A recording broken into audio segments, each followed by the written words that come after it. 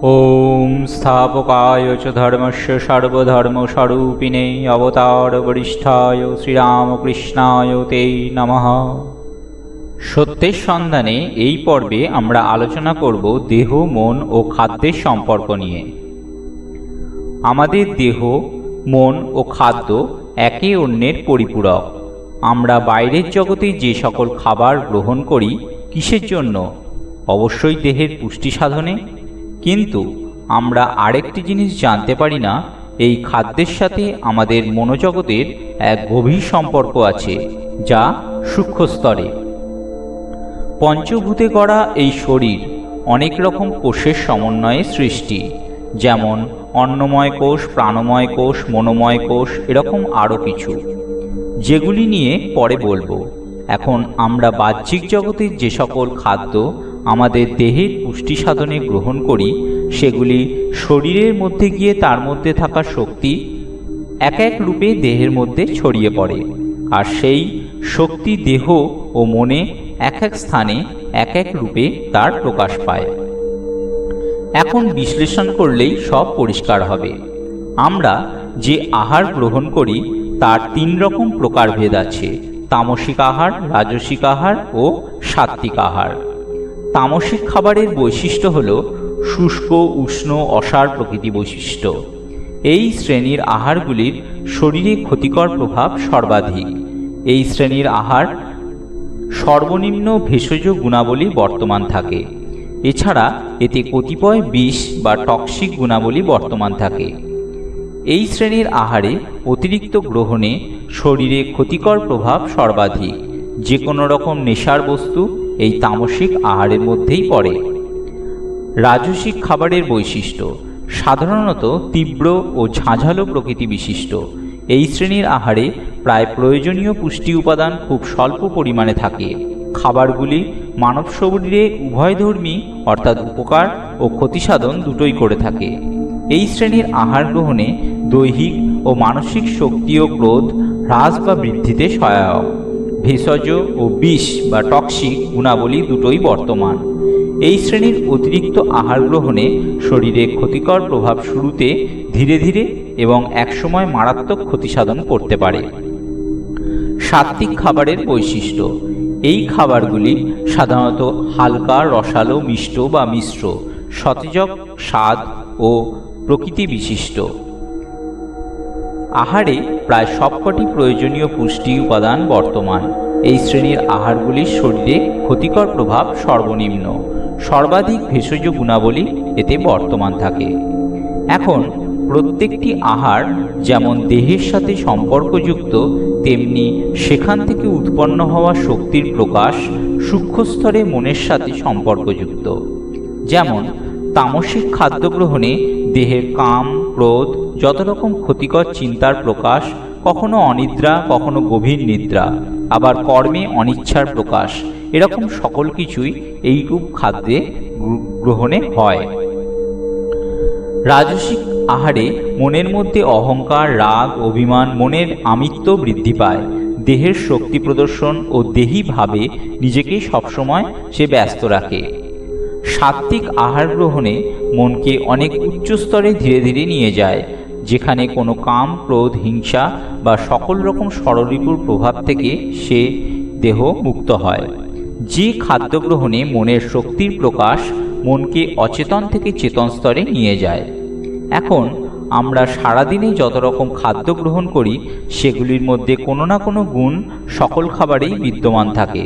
তৎসত্ত্বেও আমরা অনেক কিছু জেনেও এমন কিছু জিনিস আহার রূপে গ্রহণ করি যা উপর থেকে বুঝতে না পারার জন্য পরবর্তীকালে সেইগুলোই দেহ ও মনের প্রভূত ক্ষতি সাধন করে।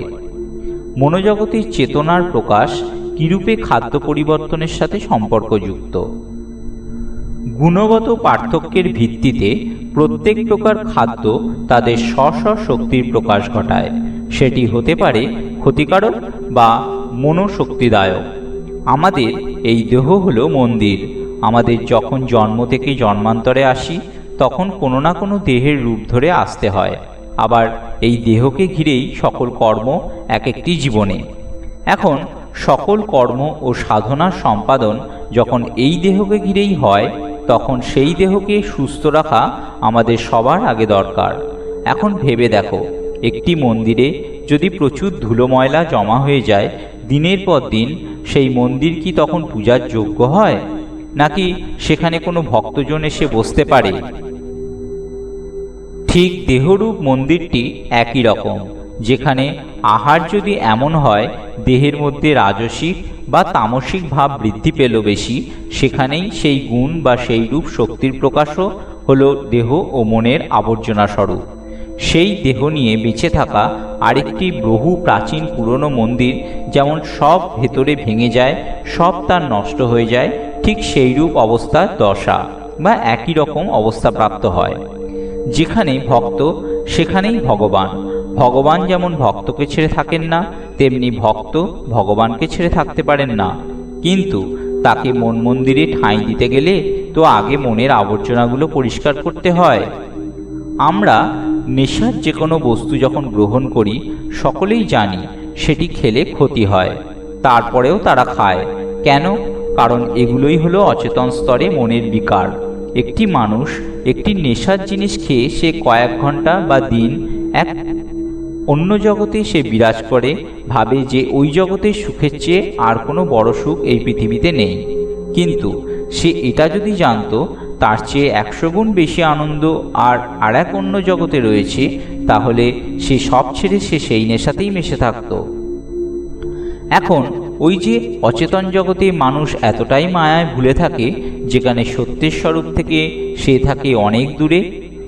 আমরা অচেতন সর্ব অবস্থায় সঠিক কিছু না জেনেই বৃথাই তর্ক করে মরি, আর সেখানেই সত্য থাকে অনেক দূরে।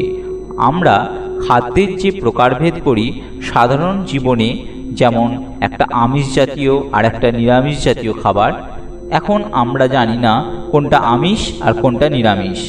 বহু লোক সাধারণ লোকে যা বলে দেয় বা পূর্বপুরুষ ধরে যা চলে আসা মতের উপর ভিত্তি করে খাবারের মধ্যে আমিষ নিরামিষ ভেদ করে। কিন্তু অনেকেই যেটা জানে না, এই দুই প্রকার খাবারের প্রকারভেদ হয় তার মধ্যে সঞ্চিত প্রোটিন বা ভেষজ গুণাবলীর ওপর। যে সকল আহারে প্রোটিনের পরিমাণ বেশি হয় সেইগুলি হয় নিরামিষ। এইবার নিজেরাই ভালো করে চিন্তা করে দেখো, আমরা এতদিন যে সকল জিনিসকে নিরামিষ বলি তার মধ্যে অনেক কিছুই মধ্যেই আছে এত প্রোটিন যে সেগুলি কোনো মতেই নিরামিষ নয়। যেমন দুধ বা আমরা মুসুর ডালকে আমিষ বলি, কিন্তু জেনে রেখো